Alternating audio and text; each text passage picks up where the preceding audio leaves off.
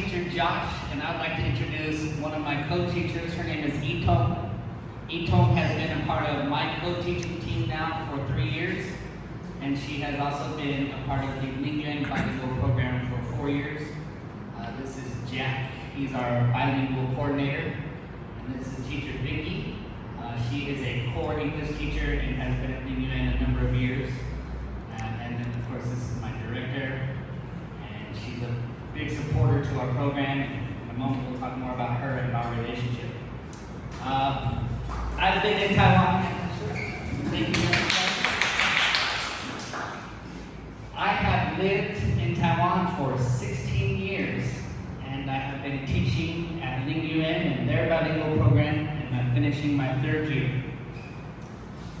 First of all, I'd like to congratulate you all on finishing another year. We're almost at summertime, so our calendar school year is almost finished, so congratulations to all you teachers. Summertime is coming very soon. As you can see here behind me, this is the average IQ by country in 2023. Taiwan is basically tied for first. This year, I think in 2024, Taiwan is 3rd. But as you know, Taiwanese students and Taiwanese people are very smart.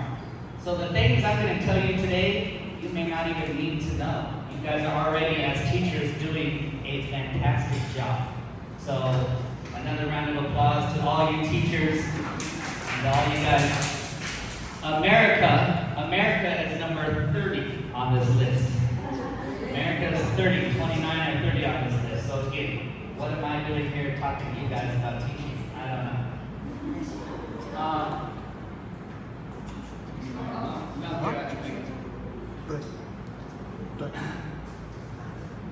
Okay, today we're going to talk about 3 main categories in our presentation. First, I'm going to briefly introduce our bilingual program and why it is a success. I believe a lot of the schools now around Kaohsiung are starting to hear about our program and its development, its growth, and so I think as a foundation we should talk about a couple of things in our bilingual program. Second, I'm going to talk about some of the style and some of the methods that I bring to our bilingual program that is hopefully now being shared and used amongst many of our other teachers in our bilingual program, and that I will encourage all of you guys to embrace some of the style that I bring to the English classroom. And then third and finally, my co-teacher, Itom, she's going to talk about the co-teaching working relationship and some of the things that make our relationship a success, and also give some examples of some of the activities and things we do in our classrooms together. Okay, part of this is going to be an experience-based learning, meaning I'm going to treat you the same way that I'm going to treat some of my students in classes. Everybody, what does it say here at the top? 3, 2, 1? Pillars of success. These are your pillars. And like in any relationship, working or personal relationships, these are going to be common. At our bilingual program, what I feel is most important is that the principal and the directors, they respect me. And I have a lot of respect for them. And a lot of the other teachers in our program respect me, and I respect them. And I can't say that, but I hear at every other school, we have trainings. I've seen Daniel at some trainings, and over the years at some trainings, I don't always hear that the foreign teacher respects their coworkers and vice versa, that the foreign teachers are getting the respect that they deserve. So I encourage this program. This is going to be one of the keys to success. It's the way that you guys respect each other and respect each other's input. Communication, a lot of this Itom will talk about, but communication amongst co-working teachers, and of course from the top down and from my level up, communication is going to be a big part of the success of this program. Thank you. Value kind of comes in 2 forms. One, again, like respect, I believe the school values me and they value the program. The bilingual program, when you're part of it, it brings money. And when schools have money, they can have more resources. So there's a value that it actually brings when it comes to the monetary value to the school. But also I believe that the students, it's something that I do, I spend a lot of time making sure that the students understand the value of the bilingual program and that brings to their education, that brings to their resources and stuff like that. So value needs to be understood at all levels for everybody to make sure that this is a success. And then cooperation is very important. Etom's going to talk more about the cooperation, so I won't waste too much time there. But with respect and communication, you should have good cooperation, and it is a team. There's no I in team.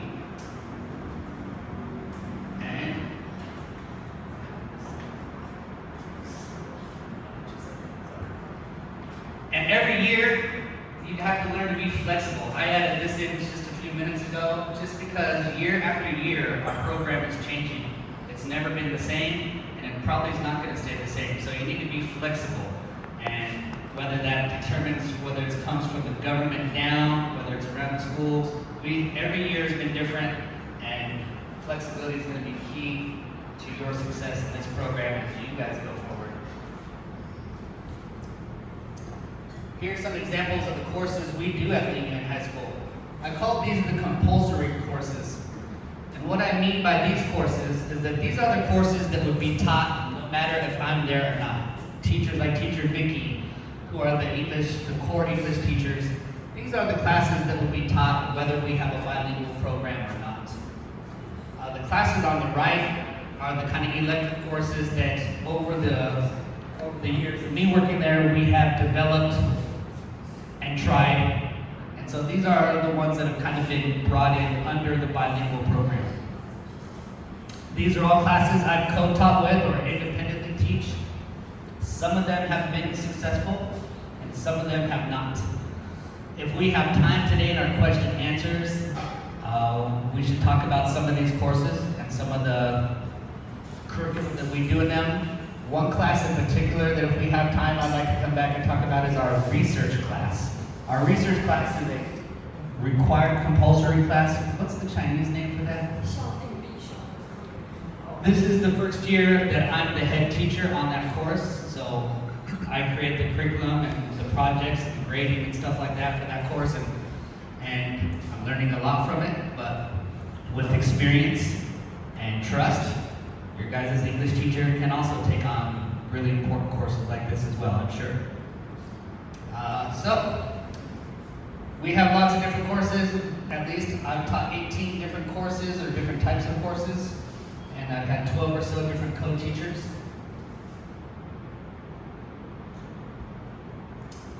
Our school has lots of partnerships, and we like to make sure that the bilingual program is touching as many people as possible. So we have our intra and inter-cooperations, and whether it's on our campus or outside of our campus, our director is really good about trying to get our program involved. So we have things like winter and summer camps. We've had those every year for the last 3 years. They usually last about a week each, and they are specifically English winter and summer camps.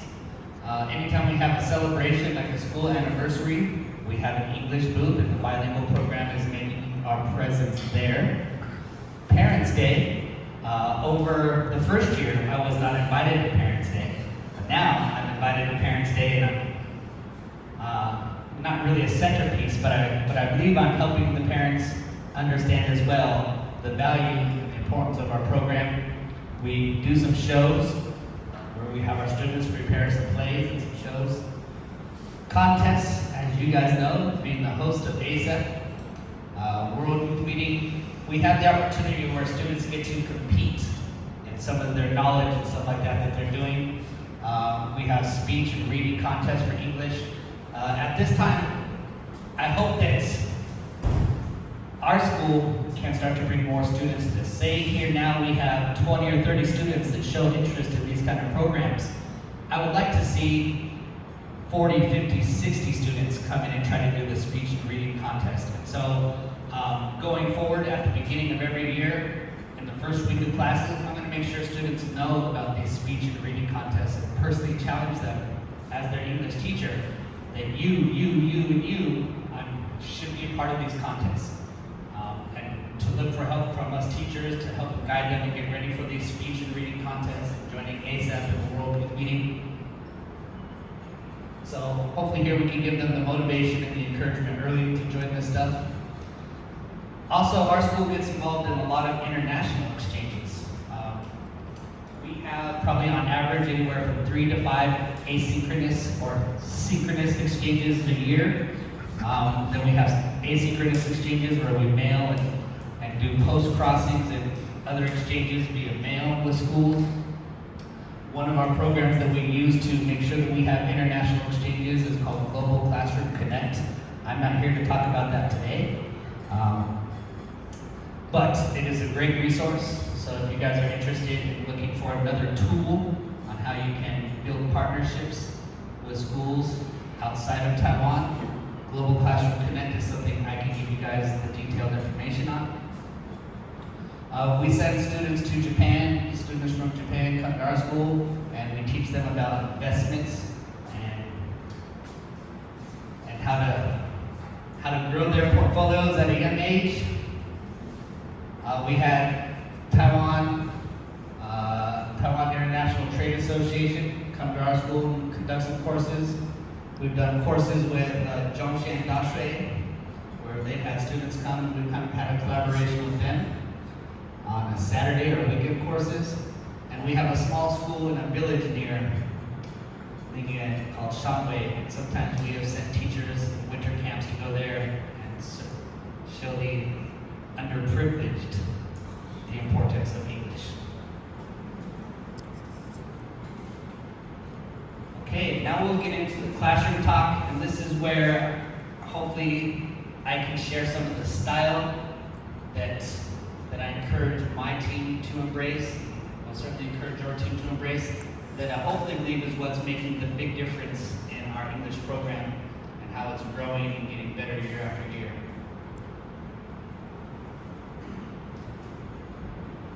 Okay, as teachers, we wear many hats. And what I mean by that is sometimes we're babysitters. Sometimes I feel like we're parents. Sometimes I feel like we're zookeepers. But then we're also teachers. So we wear many different hats. And there's different styles in teaching. So there are 4 approaches to facilitating learning. There are 4. And we have a teacher. What's this one say? 3, 2, 1? And this one, 3, 2, 1? And this one, 3, 2, 1. And a mentor. So these are the roles that we can take as an English teacher, or as any teacher. And then they have a different kind of focus on the knowledge that they share. What kind of knowledge do teachers share? 3, 2, 1?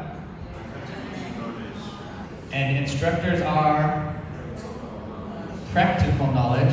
And coaches share, yeah, we should add D there, enhanced knowledge. And mentors are developmental knowledge.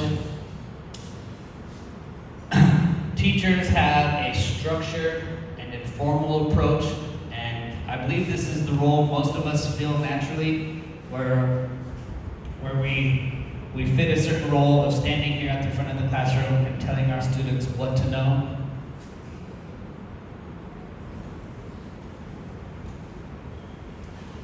And then we have instructors who are more hands-on and repetitive. Coaches use motivation and enthusiasm and practice-based methods. Mentors are informal, and they use guidance to help people reach their goals. And then again, this talks about the relationship: directive, demonstrative, facilitative, and advisory. So I encourage all of you to know, who are you? What kind of instructor are you? Knowing this and knowing your own style is, of course, going to be very important to the results you get as a teacher. This top part I would like you guys to read. I am an instructor and a coach, and the past, when I've had business cards, I call myself an English coach. So that's kind of like my teaching style. I like to really push students to go the extra mile, and I like to do lots of different types of practices, which we will learn more about here in a moment. If we all can, let's read this together. 3, 2, 1. The true goal of learning English isn't to pass a test, but to use the language confidently and effectively. Raise your hand if you agree. Are you sure? Okay, next. Similar but different wording. 1, 2, 3. Language isn't meant to be lived, not tested. Students should focus on expressing themselves, navigating real conversations, share ideas, and engage with others. So, the reason behind English as a second language being so important, it's not to pass tests, in my opinion, it's to actually be able to communicate effectively between adults or people in the room. So, I turned this red because I believe many of us do too much of this type of teaching style.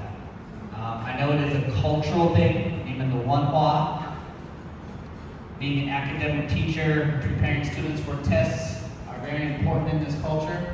But I'm going to encourage you over the next few slides to try to become more of an instructor, a coach, or a mentor, because I believe these are when we're really impacting the students on a personal level. When we become one of these three, we now have a different relationship and a different connection with the students, and I believe they perform differently or better when they know we care in a different way.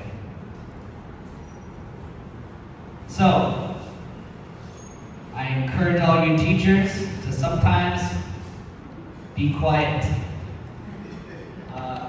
Just like I'm doing now, I'm even talking too much. As teachers, we talk too much. We need to share with the students the opportunity to learn through speaking. So, I'm going to talk a little bit more about this, but I need your help to read. Again, 1, 2, 3. Participation is the struggle and focus of every bilingual course. We embrace interactive, collaborative, and discussion-based teaching techniques, incorporating presentations, games, and at a minimum, echoing to promote voice-driven learning and practice. So here I got a little icon that I made over the years. Instead of being a teacher, I like to think of us maybe as being a conductor. We should be up here leading the students and requiring them to do the speaking and using their voice. Because when you talk, like I'm talking now, I get smarter, and you get smarter, and your English gets better, and my English gets better. But that's not the goal. Our goal is to get our students to speak and have better English. So, if they see it, in my classes, we try to 3, 2, 1. If they hear it, they should. If they write it, they should. If they do it, they should. And if they read it, they should say it. So, these can work sometimes in all the classes, and some of them it's different. Like for example, PE class. When I teach PE classes, I try to bring in as they dribble the ball to say, I am dribbling the ball. I am dribbling the ball. I am dribbling the ball. And they walk up and down the basketball court saying, I am dribbling the ball. I am dribbling the ball. So, here's an example of how I keep track and motivate my students in some of my courses. You guys know what this sheet looks like. Teacher Leah, Vicky, do you think Xiaogang also has this book? Do they have that classroom book? I don't know what it's called, but we have it. What's that book called? You guys have that book? Well, we have this book. I use it differently. I use it to keep track of my students' participation. Because most of my classes, elective courses and stuff, participation is the biggest focus. The example of this class is called English Netflix. So in this class, we get to watch Netflix. However, before we ever get to watch any Netflix, and before they do anything, they have to do one, a worksheet, and then two, they need to have a certain level of participation. So what you see here is we have 27 students in this course, one semester, and they participated over 262 individual times. That means a student raised their hand and replied or asked a question one way or the other, and they used their own voice and their own brain to participate. And compared to my first years here in Taiwan, and especially at the high school level, this would never happen. But over the years, the students in the program are now getting more used to it. So this is something I'm really proud of, that some students are having 31 participations in one semester, 25, 22. But nonetheless, you can see just about everybody, one way or the other, raises their hand to participate. And so these are the results that I think are going to get our students to become effective communicators. So, earlier I mentioned the term echoing. Sometimes in many of our classes, students will only echo, meaning they will only repeat what the teacher tells them. And that's not perfect. It's not as good as them using their brains, but at least echoing is something that is a tool I think we need to use more in our classroom. So I count down 3, 2, 1, 3, 2, 1, 1, 2, 3 all the time, and now all students just automatically know if they hear me say 3, 2, 1, 1, 2, 3, they better be ready to speak. Something that we all do in all of our classes, I believe we all teach vocabulary. And this is a method that I brought in, and I see a lot of improvements with the way that the students understand and learn and are able to use their vocabulary. So it's a 4 to 6 step speaking process. The first 4 steps are for any student at any level, whether they're very young or very old, whether they have low English or whether they have high English. The first 4 steps are here in the book. All they do is have to know is how to read English, and they can do the first 4 steps. The bottom 2 steps, 5 or 6, these are maybe for some of the students that are ready for a challenge, who understand English at a higher level. But this is where the magic happens. Hopefully someday, all of our students are challenged to do steps 5 and 6. So to show you how we do this, we're just going to use word number 1. Can you guys see that? Okay, so I'm going to say, let's say word number 1 together. 3, 2, 1. Initially. Initially. Good. Now you guys have said it 3 times. Probably more than a student would normally say it. Then I ask my students to spell it. And when I ask them to spell it, I also bring in a physical response.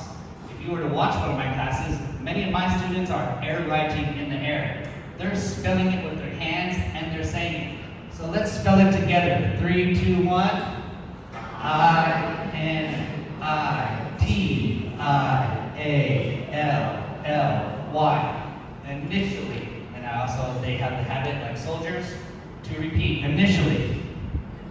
And then I ask them to translate it. In a sentence form that they've learned, I'll tell them, please translate it. 3, 2, 1, and they will say initially means Zhangwen, Zhangwen. Let's try it. Can you translate it? 3, 2, 1. Initially means. Great. And now we're going to read the provided sentence. Read it. Everybody. 3, 2, 1. Initially, I thought Jerome was rude, but I've since grown to like him. So, if you were to count 3, 4, 5, 6, at least 6 times, the student has now spoken that word. And there's a lot better of a chance they're going to remember that word and understand it. Hopefully, when they see it on a test, they can pass it. But more importantly, hopefully someday they can use it. Here's where the magic happens, and in our bilingual class, which we call Xinban, they are very good at doing this, but I ask them to define it by using other synonyms or explaining it, which is called the framing technique, and you could explain something. And so I asked them to define it. What are some other words we could use for initially? Do you guys have any idea what's another English word? At first. Great. So initially means at first. And my students would get to practice this sentence. Initially means at first. Anybody else? In the beginning. Initially means in the beginning. So GEPT, TOEIC tests, that's all they do. These tests that we hope our students get a high level passing is really try to see, do they understand the reading, the vocabulary by knowing a synonym or another way to explain. So this is where they really get their practice for the tests. And then last, I ask and challenge my students to use it. So we don't go to the next word until somebody could use it in a sentence. Can somebody use it in a sentence? Anybody want to try? We cannot go on. We cannot go to the next slide until somebody uses it. Initially, I did not like wearing flip-flops. Initially, you did not like wearing Flip-flops. Okay, initially, at the beginning, from the start, you did not like wearing flip-flops. But now, you're good. Good. And so now, as a student, we can move to word number 2, word number 3. And again, what I just did is I forced participation.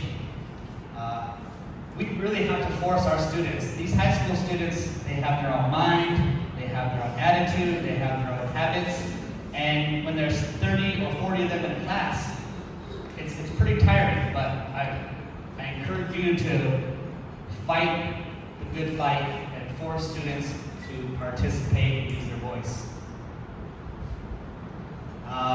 We need to pass on the responsibility. Again, I call it teach-splaining, meaning that we do too much teaching, and it's especially something that I see a lot in Taiwanese classrooms. Teachers stand and talk from the one bell to the end of the bell. And different as in our courses and in my courses, especially that I work with the co-teachers, we try to actually change the role. So let's start here by doing this. 1, 2, 3. By doing this, we transform passive learning to active communication, confident self-expression. So many times do we ask students to stand up here and they can't talk. And that's even in Chinese, especially in English. And it's because they're so used to this passive form of learning, the teaching, where teachers talk, and teachers talk, and teachers talk, and teachers talk, and teachers talk. So I encourage you to, in your lesson plan, and when you work with your co-teacher, find any way to be a presentation. Anything we learn can almost be a presentation. There's anything you learn in a book, anything you learn as far as an idea, anything can be turned into a presentation, and it just simply requires students to tell you who, what, why, when, where, and how. We do some recordings a lot in our classes. Eton will have an example of what we mean by recordings. But recordings are like a presentation, but the students get to do a voiceover or pre-record their video, and that gives them some comfort to go and do the video and the presentation on their own time, but they still are required to speak what they learn. We do many worksheets in school. Instead of doing a worksheet and grading it and turning it in, I think it's an opportunity to speak. So every worksheet I do in a class, when we're finished, everybody reads every question and everybody reads every answer. And then when we do a project, Eton, fantastic art teacher, has many art teaching ideas, and she's always making cool stuff in class. Instead of just making it and turning it in, we make it, and then we tell the students, be prepared to present it. Hi, my name is so-and-so. This is my piece of art. To me, I use this. And then they also have to explain their little project. So anytime you're in your class, make something. It's an opportunity to practice speaking and presenting it. Here's an example. I don't make many syllabuses. I know the program requires a syllabus so that we get funding, and there are certain rules and paperwork to it. And thank you to Jack and the other people that helped me make my syllabus. But I don't really make a syllabus. I always spend the first 2 days in every class, or the first 2 weeks in every class, preparing students on my method, on my expectations. If in the first 2 weeks you prepare them for what the other following weeks are going to be, you get a lot more participation. So I just have some basic rules. They will speak English, and I want them to use English. Be respectful. I will not accept sleeping in my classes. Phones. But down here is really the rub to what I want students to do. I want them to improve themselves. Again, I'm a coach. I'm really trying to get them on improving themselves by participating, having decent effort, and a good attitude. And again, I don't give them a syllabus. I tell them about what the plan is, and maybe the plan takes all semester, maybe it takes half a semester. This is an example of my traveling in English course. I think this is a very practical course. This is why we learn English, so we can travel. Since we all live in Kaohsiung, I want them to first do a presentation on Kaohsiung. This helps them practice conversations they will have in real life someday about why Kaohsiung is a wonderful city. Beyond that, I believe Taiwanese students will always be proud to talk about their country. So we do presentations on Taiwan. We bring in food, culture, architecture, transportation. These are all basic conversations that they need to have. And then the syllabus can continue to grow depending on how well it's been. There's been classes we never made it past this. They did such a bad job, or they had such a hard job talking about Kaohsiung, I would say let's do it again. Let's do it again. You know, bad is not worth going on to the next one if you can't do this good. So each class is different, every year is different, the level of students are going to be different, but that's why I don't do too many syllabuses. I focus more on goals and projects.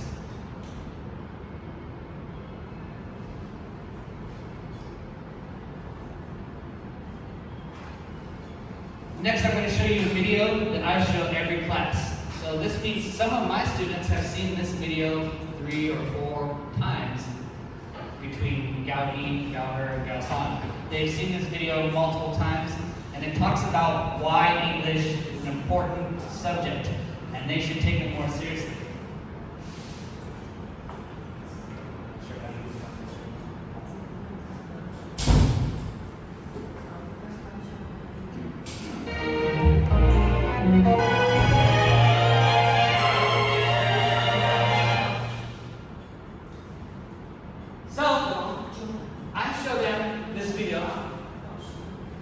Talks about from 1900, and I make them answer questions from 1900 to 2100, the most spoken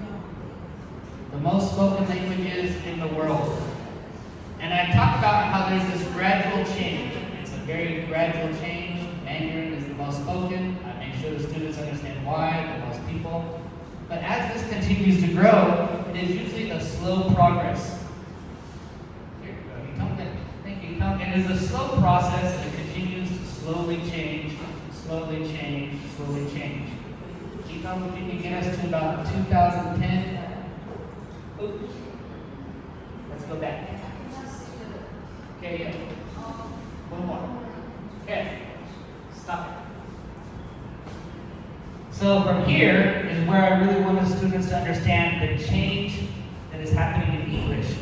From 2018, 2012, but 2025, after this year, the amount of people that are speaking English throughout the world makes a drastic jump. And then it continues to make a drastic jump. And so I want the students to know that going forward, English is going to be more and more of a priority language. They should know how to speak it, their children will know how to speak it, and if they're looking to get a good job, the competition will certainly know how to speak English. So go ahead and take us to the end of the video.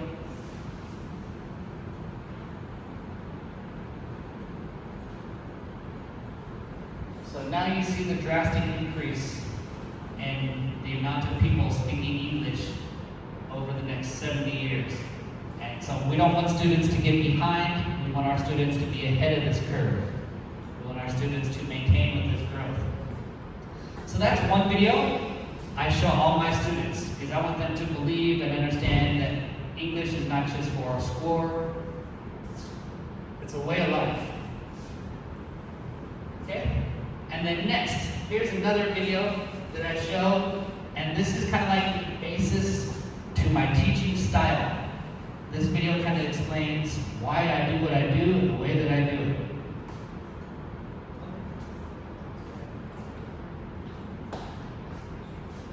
Areas of the brain where activity can be observed. But when researchers got the participants to listen to me, Hold on, I'm gonna give you guys Chinese subtitles.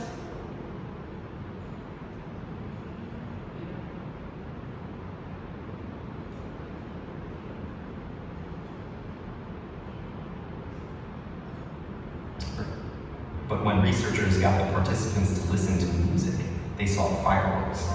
Multiple areas of their brains lighting up at once as they processed the sound, took it apart to understand elements like melody and rhythm, and then put it all back together into a unified musical experience. And our brains do all this work in the split second between when we first hear the music and when our foot starts to tap along. But when scientists turn from observing the brains of music listeners to those of musicians, the little backyard fireworks became a jubilee. It turns out that while listening to music engages the brain in some pretty interesting activities, playing music is the brain's equivalent of a full-body workout. The neuroscientists saw multiple areas of the brain light up, simultaneously processing different information in intricate, interrelated, and astonishingly fast sequences. But what is it about making music that sets the brain alight? The research is still fairly new, but neuroscientists have a pretty good idea. Playing a musical instrument engages practically every area of the brain at once, especially the visual, auditory, and motor cortices. And as with any other workout, disciplined, structured practice in playing music strengthens those brain functions, allowing us to apply that strength to other activities. The most obvious difference between listening to music and playing it is that the latter requires fine motor skills, which are controlled in both hemispheres of the brain. It also combines the linguistic and mathematical precision.